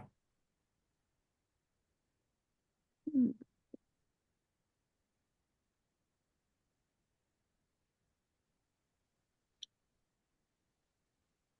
Well, I think it's been a productive get together, little working group. So yeah, thanks everybody. Yeah, agreed. Thank you guys. Yeah, thanks for all the information. I'm learning a lot. So Mike, where are you traveling to and from today? Oh, I've been in between just a number of meetings. I have an office in town and an office at home, and my internet at home's out, and so I've just been juggling Yep. in between a bunch of things. So just was easier to call in today. Yeah, I'm going to be on the Front Range all next week. David, maybe you'll be at Partners in the Outdoors conference and get a chance to meet you in person there. Yeah, for sure. I'll be there. Okay, cool. We'll look for you. Definitely. Yeah, I think I kind of recognize your name. I think you started right after I left GoCo, actually. Oh, interesting. Yeah. Yeah. What was it? October 20. You guys, I gotta go pick up my grandkids. thank you so much. We're coming back into the big group, Zoom group. Can you hear us? Yes. Yeah. Okay, great. So you guys, we're gonna have the table topic one, that's in the room here, go first. And then we'll have the Zoom group chose topic one as well. So we'll let them, say anything different that they came up with than what you guys are. So you'll have to listen with your bionic ears. So group one, give us a rundown on what you all came up with, and just give us the strategy and then the action steps, I guess, and the partners and whatever you've got for us, highlights, however you want to do it. We've got like 25 minutes. We have a pretty good amount of time, so. Okay, yeah, no, I'll try to run through these. The first strategy is divert visitation away from areas that cannot accommodate visitors and towards areas that can. So we talked about that mapping of popular areas would be kind of an important first step there, doing an assessment of where folks are being directed to now. Seeing, looking at chambers, the tourism entities, rec groups, et cetera, agencies, state, federal. Do like mapping of sensitive areas, kind of on the other end of where we really want to make sure we're not sending the people to, especially tourists. And then this could be somewhat challenging, but somewhat of an assessment about where social media, the internet is sending people, like all trails, kind of things that are beyond our control, like Ice Lakes was the example of something that got super blown up. Not in a purposeful way. So some partners, CPW, Forest Service, BLM, rec groups, chambers, potentially others. It seems like that was a high priority for us with potentially low funding needs, and then a regional location. And then do you want me to keep running down or have them do the first? Yeah, you run down since Okay. it's a different medium. Okay, sounds good. The second one is retain opportunities for outdoor recreation in areas on travel routes where encounters with other users are infrequent. This felt somewhat similar to the first one for us. We were talking about it in terms of the actions taken, so I think maybe we could combine those, think about that. But look at mapping, Bill's World was an example of directional trails, so kind of like doing an analysis of trail uses currently and finding areas where there's maybe incompatible user groups, like biking and equestrian use, for example, so kind of seeing where some of those areas might be happening. Looking at kind of a robust community survey could be interesting to get some of that data. And then just finding gaps in what the community wants and needs and what are really high, popular areas. Let's see, similar partners to the last one, agencies, rep groups, chambers. That one felt maybe more like a 2 priority. Strategy 1.13 is maintaining opportunities for high quality dispersed camping experiences. We thought maybe an initial step is doing an inventory of where those exist currently. The travel management question, Alex brought this up, this is a really good question, but where kind of travel management planning comes into this in terms of like where they're in 300 feet from the road, kind of clarifications and people kind of making their own camping spots, like thinking of Echo Basin and things like that. So kind of clarifying the policy requirements. And then doing education, signage, all of that. And then just addressing the cleanup and stewardship that comes along with dispersed camping, the people that leave the beer cans and so kind of 2 different questions there. Partners there, Forest Service, trail groups, chambers again, like where are people finding these spots? That felt somewhat hard to control in a way, so we put that as a priority 2. Moving down, strategy 1.14 is develop new trails and associated access to accommodate the growing regional population. We kind of thought that maybe a suggestion would be to change the strategy to be more of a trails analysis, thinking that maybe like we don't necessarily need new trails. Alex did a fun GIS assessment earlier, kind of quantifying the miles of trail in Montezuma County, and it's surprisingly high. It's like more than Lombardo County. So we have a ton of trails. So maybe we don't need to be proposing more trails. Maybe it's more of an analysis of what we do have. So changing that strategy bit. Tom looks like you like that. Thank you. Yeah, let's have quality over quantity. So changing that strategy. And that fed into it too, just like how many resources do we have to maintain the trails that we do, a couple of days. Yeah, good question. Yeah, I think that's all there. And so trail groups, Forest Service. Let's see, moving down, we kind of stopped talking about the priority as we went down, we're running out of time. This one, strategy 1.15 is expanding and improving recreation access to the Dolores River upstream of the town of Dolores. This looked at doing an inventory of current access for boating and fishing, finding potentially other areas for trailer access, especially below West Fork where there's a longer rafting season. So thinking about larger boats is kind of the gap here. There's lots of kind of fishing access points and places you can carry your kayak in, but we're kind of a gap when you're looking at larger boats and rafting. Thinking about signage, so there's a lot of private property on that stretch, so how can we work with private landowners to make that not feel threatening? Like where can you stop, where can't you stop if you're eating lunch? Discussions of kind of the fishery and the fishing aspect. And then if there's any kind of fun in-stream flow, habitat restoration opportunities or recreational opportunities, things like that. For partners, DRVA, TU, Forest Service, landowners, Town of Dolores, DPW, probably other groups be interested too. Strategy 1.16 was develop low effort, easy to find attractions for tourists. We didn't spend too much time on this, but thinking like smaller things like the Big Al Trail up Transfer Park, like little things like that, that might be easier to kind of implement and market.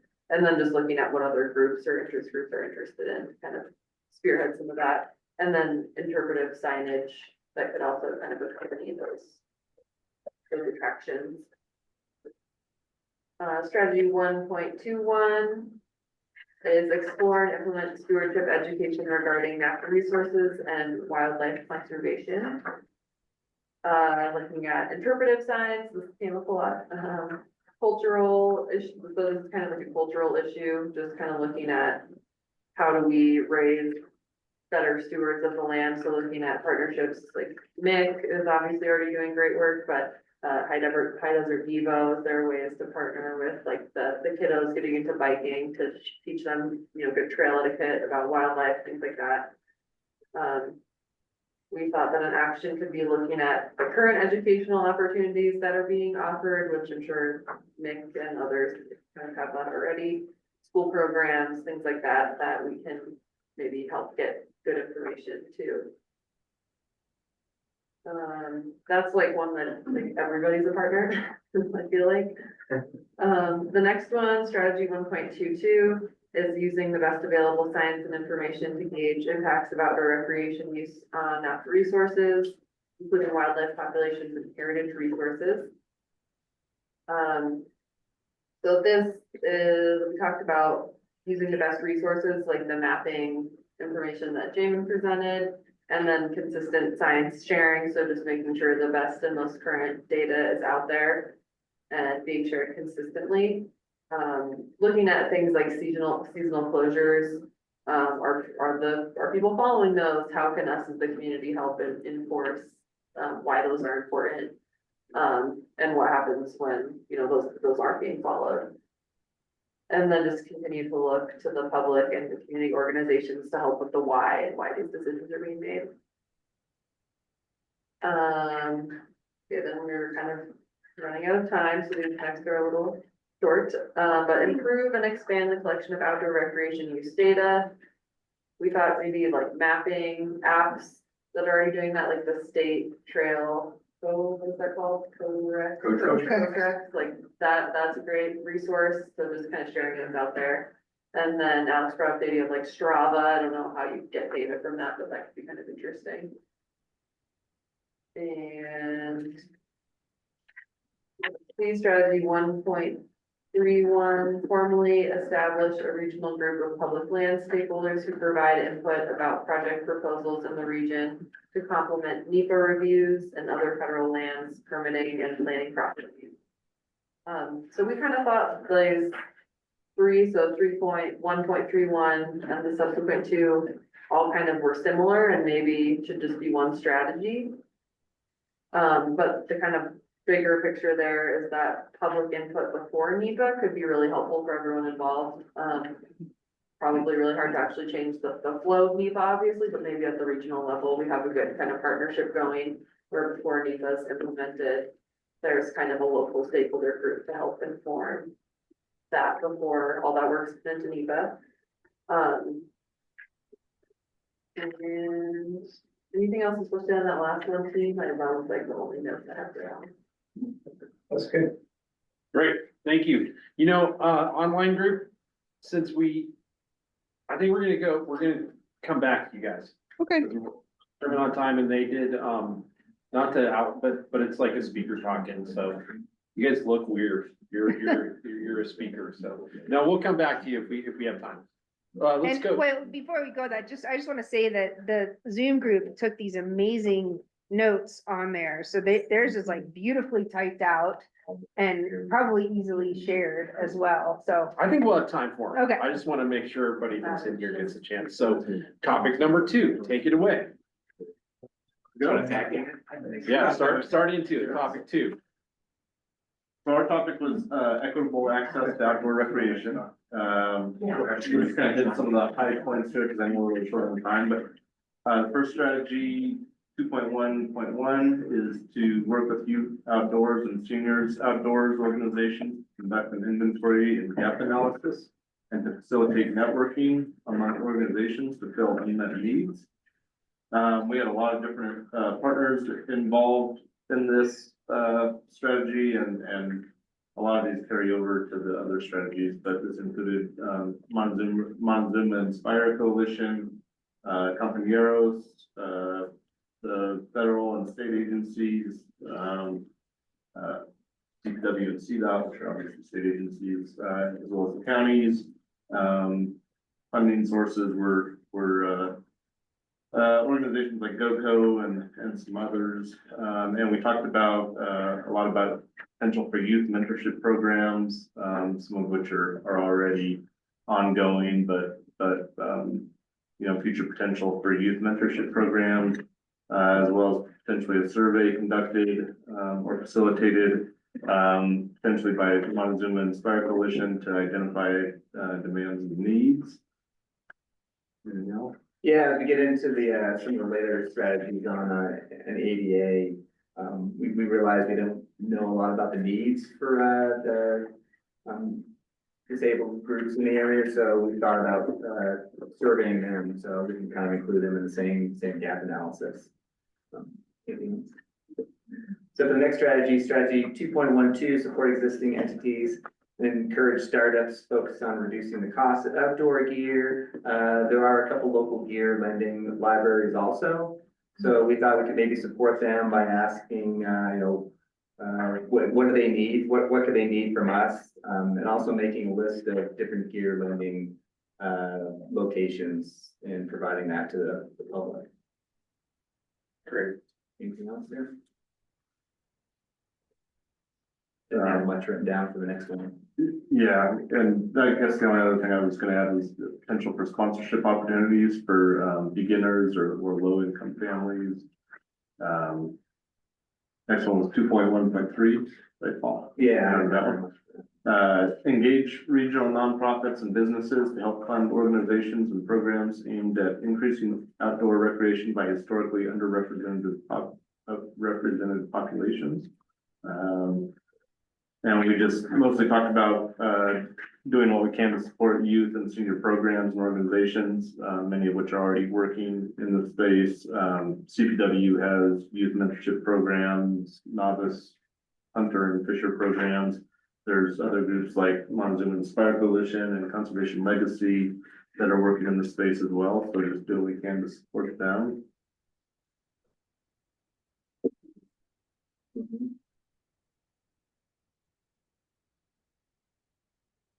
The next one is convene regional adaptive sports organizations and disabled veterans groups to strengthen relationships and share knowledge about getting people with disabilities recreating outdoors. This is where we thought we lacked some knowledge about what they need, but one idea was to actually just get them together and maybe get them together with land managers to see and what do they need, who would use it, what would they do in areas? I think I'd go a long way, just to invite in to talk about it. Good. Yeah, and we pretty much carried that down through strategy 2.2.2 and 2.2.3. Yeah. Felt like we needed more. We didn't feel like at this table we had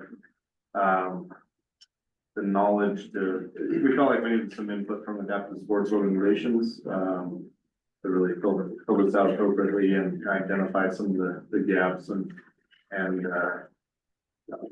potential action items there. So move on to 2.2.4. Develop and promote digital and or print maps of ADA accessible outdoor recreation facilities in the region.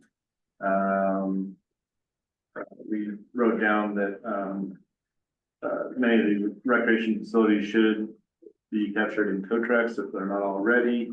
It would be worth doing a Montelores wide inventory and making sure these are captured in various databases like co-tracks.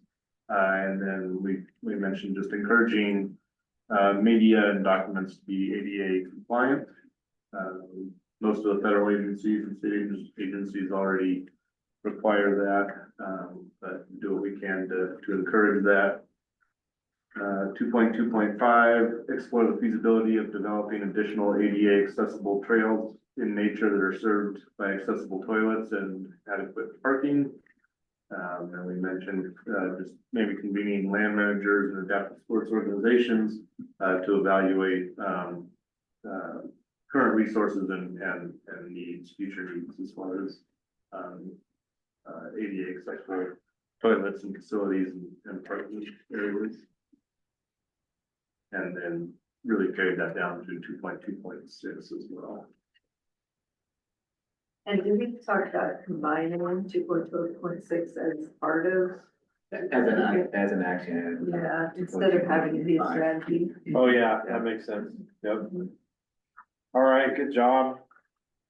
Equitable access, you did well. The tough topic. The toughest topic. Money and workforce. What do you guys got? I got nothing for you.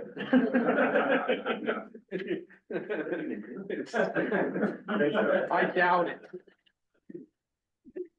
No, we have plenty.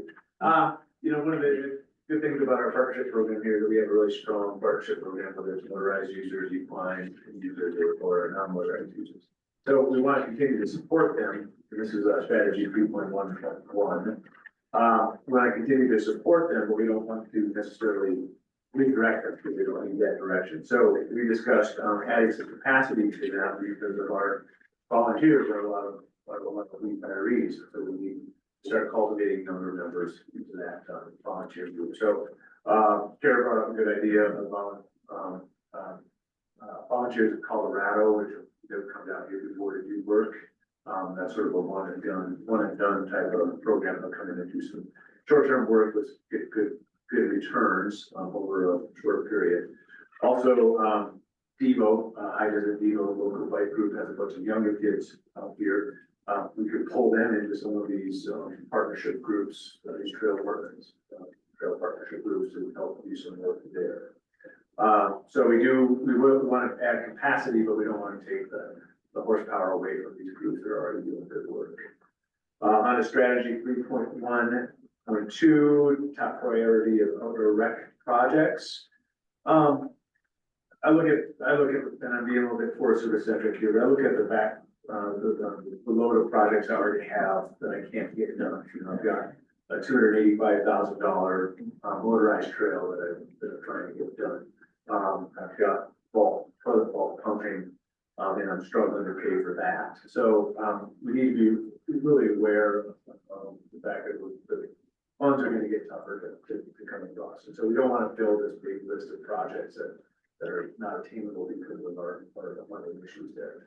But there are other local projects such as more education for our ranch, or for to educate some of our recreators about the ranching communities that they're doing in forest. I think you guys said it over here, is there's an education piece, I think, to get our community to understand how rich we are in access and trails and quality over quantity. So let's take care of what we've got before we expand out. And that's getting harder and harder, and that's a piece of the work for us. Harder and harder to take care of what we've got. So let's figure out how to do that for expanding. That's an education piece. Okay, Tom, I got a question for you. How easy is it for like a volunteer group to help with some of your burden? Because my understanding is that there's some significant kind of like liability red tape to cross over if it came to like an actual trail maintenance thing, or like say rebuilding a little walkway bridge, a small one like a big owl. Yeah, well, it can be done. So we have volunteer agreements that capture those tasks. And it can be very simple if you're just swinging a tool, clear a trail. But if you're running a piece of equipment like a dozer, you've got to have some training. If you're running a chainsaw, you have to be certified like federal employee. Because when you're a volunteer, you're basically an employee and you fall under our workman's comp. And so we have to treat volunteers in a similar way we treat employees. To make this so there's a workman's comp claim, we're able to, we want to avoid we want to make sure that they are covered if it was a workman's comp. And so it depends on the magnitude of the project. If you're building something, like a big out bridge, it has to be engineered because we want to make sure that it's still ADA, at least accessible. So it depends on how complex it is, but to answer the question, yes, you can do that. That's part of the magnitude of how far you want to put it. You haven't had any volunteers step up to pump bolts? No,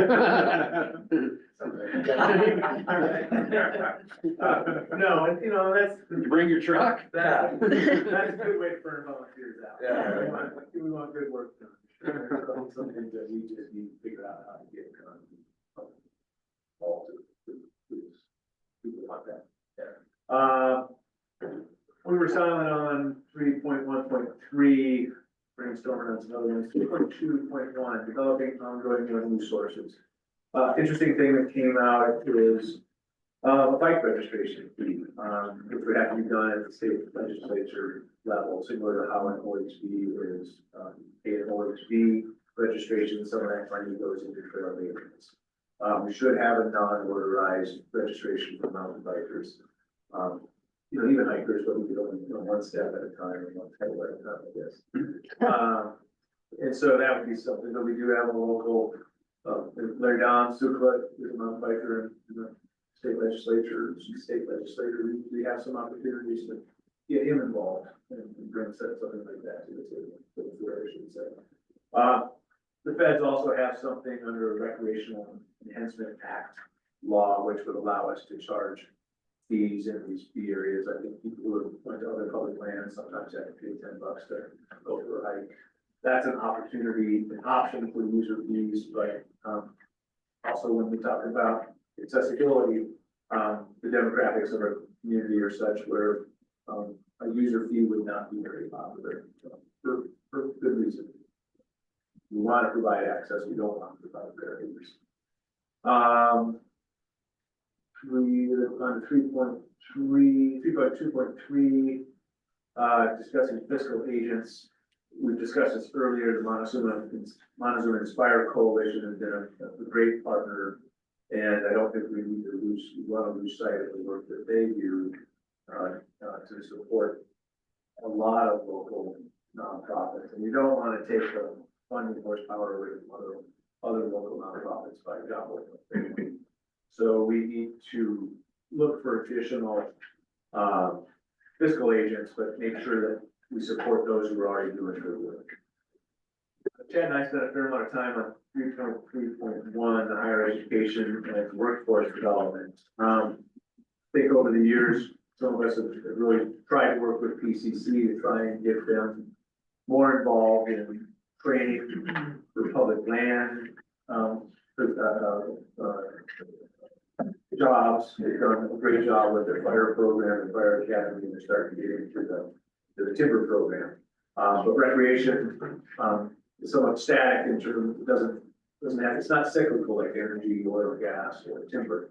And so we like to work with them a little bit more closely on developing workforce tools that PCC could bring to the table. Also, we do have partners, Vivo, Inspire, San Juan Mountain Association, of course, the Montelores Coalition, that could also be some of these partners that may ultimately help us support a workforce. But one of the challenges is we don't really know what that workforce training is. And we discussed looking into some other resources out there that would help PCC develop curriculums that would support workforce on public lands. And I don't think it needs to just be recreation, it could be attractive industry as well. And it's away from a conservation discussion that we've had here, but it's part of the multiple use program that the forest is doing. Also, Jack brought up some great ideas about starting earlier with the Montelores Cortez High School program and Dolores and Memphis High Schools as well, and build scholarship programs of sorts or experiential learning of sorts. Well, I just think secondary education is really kind of an untapped resource often. And I think there are ways that this organization or this group, maybe we could offer scholarships to students at that level to go out. If we don't have an organization or an institution that can provide the training, we send students to get trained with the knowledge or the understanding that they will come back and serve in that community for a year or 2 years. There's common programs out there for that kind of thing, but it would be a way to fill some of that workforce gap and grow our own. That's great. We're right up against our time, but if we, and that's my fault. I probably should have started a little earlier, underestimated a little bit, but, you guys, we have one more table, so I don't know if you need to go, it's a culture of take care of your life and you can go, but we do have one more table, and I'm sorry, online guys, we sort of ran out of time. No, So- no worries at all. You will have our notes. Okay, thank you. So, go for it. Okay, so we're the outdoor recreation, business and growth development, 3.41. So the first question was engage trail group volunteers at a broader level for projects to be on trails. We thought it would be a really great idea if you could bring all trail club groups together. And then also creating a database where then they are able to collaborate or communicate on some of the different trails that each group is doing, so they don't overrun each other.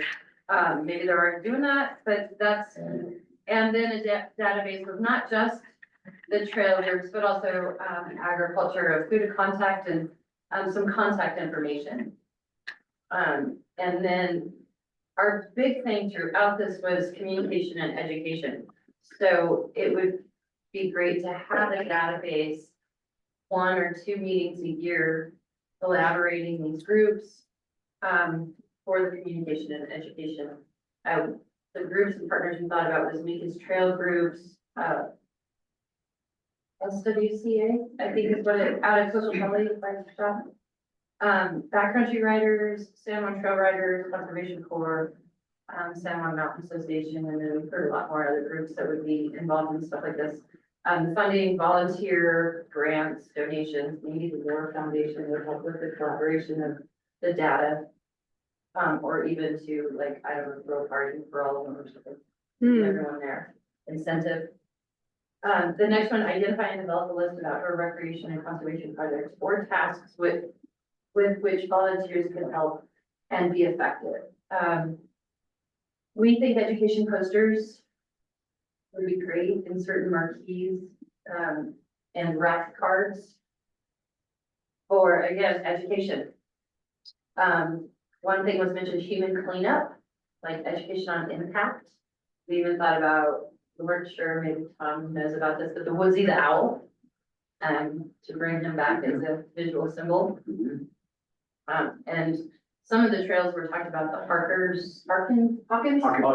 Hawkins, that the human impact, for specifically from pests, can get pretty out of control.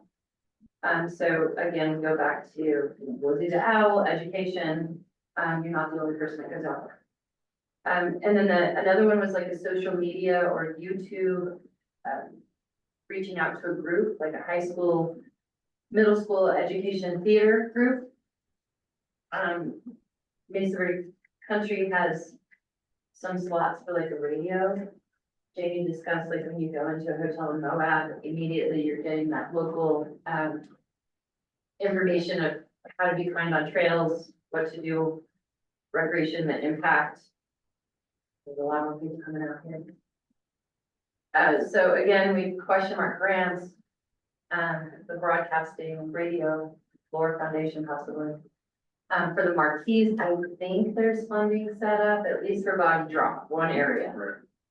So signage on the kiosks. Yeah, for the Forest Service fund, I think I've heard that is possibly already funded. But that's only one, but it is a huge part. And just, again, for some education, reinforcement opportunity for volunteerism. We thought of maybe setting up booths at festivals. I'm throwing in this other community events.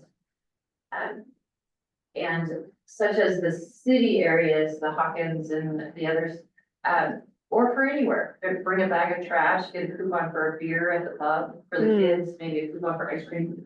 a bag for trash for, you know. If you did beer for the kids, you'd have tons of trash. Yeah. What about the kids, you know, the parents are gonna be all drinking beer, they gotta be doing something. Take care of parents. Yeah. Yeah. Right, exactly. You give me a bag of trash, I get a beer. But so that, just to increase the, people picking up trash.